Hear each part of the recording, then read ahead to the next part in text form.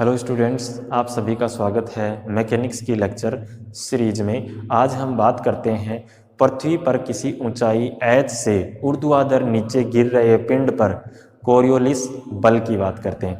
अर्थात कोई पार्टिकल है वो हमारा किसी हाइट h से जब गुरुत्वाकर्षण बल के प्रभाव में नीचे गिरता है तो उस पर जो पृथ्वी का जो कोरियोलिस बल है उसका क्या प्रभाव होता है, उसकी वजह से ये कण है जो पिंड है हमारा वो पृथ्वी पर नीचे गिरना चाहिए, वो क्या हो जाता है, अपनी जिस पॉइंट पे गिरना चाहिए वहां से क्या हो जाता है, शिफ्ट हो जाता है। अब वो शिफ्ट पूर्व दिशा में हो सकता है या पश्चिम दिशा में हो सकता है, वो किस दिशा में होगा उसका अध्ययन हमें करना है। तो हम मान लेते हैं, माना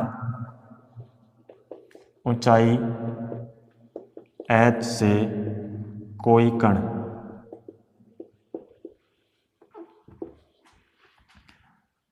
ऊर्ध्वाधर नीचे की ओर गिर रहा है।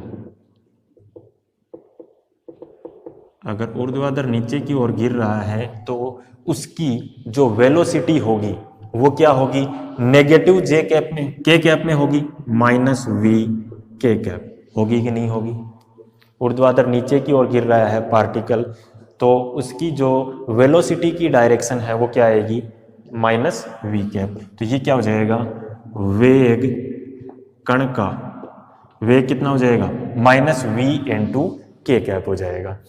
क्यों हो जाएगा, क्योंकि हमने लास्ट लेक्चर में जब मोशन रिलेटिव टू अर्थ देखा था, पृथ्वी के सापेक्ष गति देखी थी, तो उसमें हमने देखा था कि पृथ्वी की सरफेस पर जो ऊर्ध्वाधर डायरेक्शन है वो क्या थी, हमारी के कैप थी, और पूर्व दिशा को हमने वहां माना था क्या, आई कैप, और उत्तर दिशा को हमने माना था वहां पे कौन सा, जे कैप हमने माना था। इसका मतलब अगर ये पार्टिकल है हमारा वो क्या कर रहा है, ऊर्ध्वाधर नीचे गिर रहा है तो उसकी जो वेलोसिटी की डायरेक्शन क्या आ जाएगी, माइनस वी के कैप आएगी।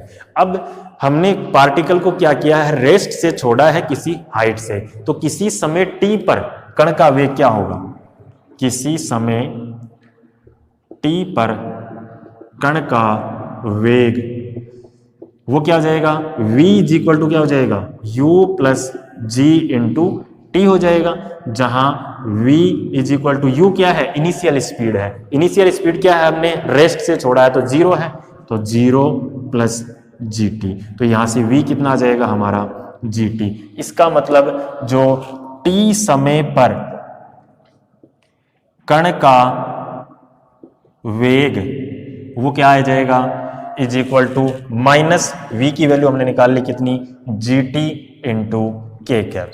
ये हमारा क्या आ गया है, वी प्राइम इसको हम कह सकते हैं, जिसकी वैल्यू हमारी ये आ गई है, जो ऊर्ध्वाधर नीचे की ओर पार्टिकल गिर रहा है उस पे आ गया। अगर हम निकालते हैं अब इस वेलोसिटी की वजह से, इस वेग की वजह से उस कण पर कितना कोरियोलिस बल लगेगा, तो वो कोरियोलिस बल हमने निकाला था f c is equal to कितना आ जाएगा, minus 2m omega cross v prime. आएगा कि नहीं आया, वी प्राइम हमारे पास आ चुका है, और ओमेगा हमने लास्ट लेक्चर में डिराइव किया था, उसकी वैल्यू कितनी थी, omega is equal to omega cos lambda क्या था, जे प्राइम, और प्लस ओमेगा साइन लैम्डा के प्राइम था कि नहीं था। तो ओमेगा आ गया, वी प्राइम भी आ गया, तो एफ सी की वैल्यू आ जाएगी यहां से, तो F C Coriolis is equal to कितना आ जाएगा, माइनस 2m इंटू ओमेगा क्या है, omega cos lambda j prime plus omega sine lambda के प्राइम। ठीक है, इसका क्रॉस प्रोडक्ट किससे करना अपने को, वी प्राइम से, जिसकी वैल्यू क्या है, माइनस जी टी के प्राइम। ठीक है, तो क्रॉस प्रोडक्ट कर देते हैं अपन एफ सी, ये देखो माइनस और माइनस प्लस हो गया, 2m इंटू जे प्राइम क्रॉस के प्राइम, कितनी आएगी वैल्यू, जे प्राइम क्रॉस के प्राइम कितनी आएगी वैल्यू, आई कैप में आएगी, और के प्राइम डॉट के प्राइम ये कितनी आ जाएगी, इसको भी अगर हम के प्राइम मान लें तो के क्रॉस के की वैल्यू क्या होती है, 0 होती है। इसका मतलब सिर्फ ये टर्म हमारे पास आएगा, ये टर्म क्या हो जाएगा, 0, क्योंकि के क्रॉस के क्या हो जाता है 0। तो ये वैल्यू कितनी आ जाएगी, omega cos lambda into g T, और क्या आएगी आई प्राइम, इसका क्रॉस प्रोडक्ट हमने कर दिया है। इसका मतलब यहां से देखो एक चीज निकल के आ रही है हमारी, वो क्या आ रही है, इस कोरियोलिस बल की दिशा निकल के आ रही है। वो दिशा किस टाइप में आ रही है, आई प्राइम, और आई प्राइम कौन सी थी हमारी, पूर्व दिशा थी। इसका मतलब क्या हुआ, अगर हमने कण को किसी हाइट h से छोड़ा है तो ये क्या करेगा, इसमें बल किधर लग रहा है, पूर्व दिशा में बल लग रहा है। तो इसका मतलब कण जहां गिरना चाहिए था वहां से पूर्व दिशा में शिफ्ट हो जाएगा। होगा कि नहीं होगा, क्योंकि इसमें बल लग गया इधर, और हाइट अगर काफी ज्यादा हो तो ये शिफ्ट भी क्या हो जाएगा, ज्यादा हो जाएगा। तो वो भी हम देख लेते हैं कि हाइट का इस शिफ्ट पे क्या प्रभाव पड़ता है। तो ये तो बल आ गया। अब हम देख लेते हैं कि वो कण है वो कितना शिफ्ट होता है, वो दूरी कितनी होगी, वो हम देखते हैं। पूर्व दिशा में कण की जो शिफ्टिंग है वो कितनी हो जाएगी। क्योंकि हमारे पास समीकरण आ गई है किसकी, फोर्स की।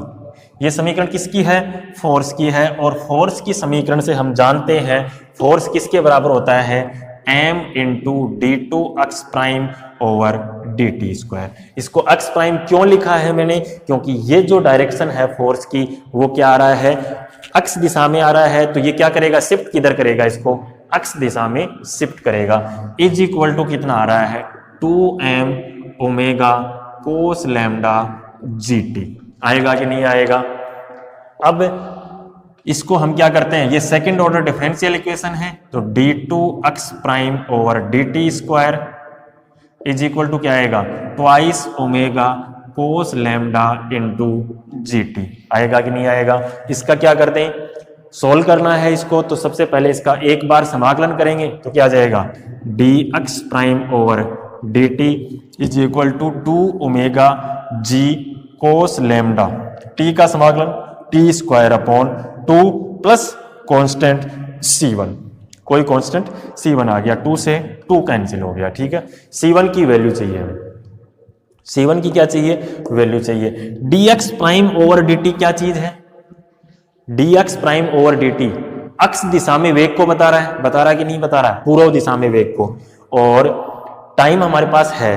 तो इस कोफिशिएंट C1 की वैल्यू में अगर निकालता हूं तो t इज इक्वल टू 0 पे dx प्राइम ओवर dt की वैल्यू क्या आएगी, 0। क्यों आएगी, समझो, इसको समझना बहुत जरूरी है। देखो t इज इक्वल टू 0 मतलब हमने कण को जिस समय छोड़ा था, तो हम छोड़ रहे हैं तो कण को किधर छोड़ रहे हैं, डाउनवर्ड डायरेक्शन में। क्या आपने इसको पूर्व दिशा में कोई वेग दिया है, नहीं दिया ना, पूर्व दिशा में आपने छोड़ा है इसको सिंपली, तो पूर्व दिशा में इसका वेग क्या है, 0। यही मैंने लिखा t इज इक्वल टू 0 पे पूर्व दिशा में वेग क्या है, 0। ये मान इसमें अगर हम रखते हैं इस समीकरण में तो C1 हमारा कितना आ जाएगा, 0। क्यों, क्योंकि dx prime dt is equal to 0, t is equal to 0, तो C1 क्या हो गया, अपने आप 0 हो गया। तो हमारे पास क्या आ गया, dx prime over dt is equal to कितना आ गया, omega g cos lambda into t square. यही आएगा क्या। अब देखो ये हमारे पास आ गया, वेग आ गया। अब अक्स दिशा में शिफ्ट कितना हो रहा है वो दूरी चाहिए हमें, तो हम क्या करते हैं, इसका एक बार और समाकलन कर देते हैं। तो कितना आएगा, x prime is equal to omega g cos lambda t square का समाकलन कितना हो जाएगा, टी की क्यूब अपॉन 3 प्लस कॉन्स्टेंट कितना आ जाएगा, C2। तो यहां से हमारे पास क्या आएगा, देखो बहुत सिंपल है, कुछ भी नहीं है, अवकलन और समाकलन है। X prime is equal to आ जाएगा omega into g cos lambda t cube upon 3 plus C2। अब हमें चाहिए वैल्यू किसकी, कोफिशिएंट C2 की। तो t इज इक्वल टू 0 पे अक्स प्राइम इज इक्वल टू क्या है, 0। इसका मतलब क्या, फिजिकल मीनिंग क्या है इसका, जब हमने कण को छोड़ा है यहाँ पे तो वो समय क्या है हमारा, instant, t is equal to 0 है। क्या उस समय इसका अक्स दिशा में कोई शिफ्ट थी क्या, कोई शिफ्ट नहीं थी। इसका मतलब अक्स प्राइम क्या कर दिया मैंने, 0। ये जैसे ही इसमें रखोगे तो C2 की वैल्यू कितनी आ जाएगी, 0। यहां से हमारे पास क्या आ जाएगा, x prime is equal to omega g cos lambda t cube upon 3, या x prime is equal to 1/3 omega g cos lambda into t cube आ गया। अब देखो यहाँ पे हमें क्या चाहिए था कि कण की जो शिफ्टिंग है पूर्व दिशा में वो कितनी है, वो इस फॉर्मूले से निकलेगी। लेकिन समय हमारे पास आ रहा है, हमें समय का तो पता ही नहीं है, हमें तो हाइट का पता है कि हाइट h से कण को छोड़ा है। तो हाइट h और समय t में क्या आता है, एक रिलेशन आता है। वो क्या आता है, हम न्यूटन की गति के नियमों से हम जानते हैं अगर किसी हाइट h से कण को छोड़ते हैं तो वो उस h हाइट को कवर करने में जो समय लगाता है वो कितना आएगा, उसको हम इस प्रकार भी लिख सकते हैं x is equal to u t plus 1/2 g t square, जहां u क्या होता है इनिशियल स्पीड और x को क्या मान लेते हैं हम, हाइट h मान लेते हैं। तो यहां से क्या हो जाएगा h is equal to initial speed u कितनी है 0 plus 1/2 g into t square, तो यहां से t निकल के आ जाएगा हमारा t is equal to 2h upon g का अंडर रूट। ये t का मान यहां रख लेते हैं अपन इस समीकरण में, तो कितना आएगा देखो, यहां से हमारे पास आ जाएगा देखो x prime is equal to 1/3 omega g cos lambda, t की वैल्यू कितनी है 2h अपॉन जी की पावर 1/2 और इसकी पावर देखो क्यूब लगी हुई है t पे तो क्यूब हो गया, तो x prime is equal to 1/3 omega g cos lambda 2h upon g की पावर 3/2। ये हमारा क्या है क्षैतिज दिशा में विस्थापन, जो किस दिशा में है पूर्व दिशा में। एक बहुत ही इंपॉर्टेंट रिजल्ट है जो आपको याद रखना है। यहां से देखो एक चीज और क्लियर हो गई है, हाइट का मान जितना ज्यादा होगा x प्राइम की वैल्यू क्या होगी उतनी ही ज्यादा होगी। इसका मतलब जितनी ज्यादा हाइट से आप कण को छोड़ोगे तो वो जहां गिरना चाहिएगा उससे पूर्व दिशा में उसका उतना ही ज्यादा क्या हो जाएगा शिफ्ट हो जाएगा। और इसके साथ साथ ये देखो किस चीज पे डिपेंड कर रहा है, लैम्डा पे भी डिपेंड कर रहा है। इसका मतलब आप पृथ्वी पर किस जगह खड़े हो उस पे भी ये क्या करेगा डिपेंड करेगा, क्योंकि लैम्डा किसको बताता है लेटिट्यूड को बताता है, अक्षांश को बताता है, इसलिए ये लैम्डा और h दोनों पे डिपेंड करेगा। आई बात समझ में। ये था हमारा पृथ्वी पर जब कोई पार्टिकल है वो ऊर्ध्वाधर नीचे गिर रहा है तो उस पर कोरियोलिस बल का क्या प्रभाव होता है। नेक्स्ट लेक्चर में हम देखेंगे अगर पार्टिकल को हम नीचे से ऊपर की तरफ फेंकें तो वो जहां, जैसे सपोज करो यहां से मैं इस कण को फेंक रहा हूं और ऊपर इस फैन को मैं मारना चाह रहा हूं, तो मैं क्या इसको सीधी डायरेक्शन में फेंकूंगा तो ये फैन के लगेगा या इधर उधर शिफ्ट होगा, तो ये हम देखेंगे नेक्स्ट लेक्चर में।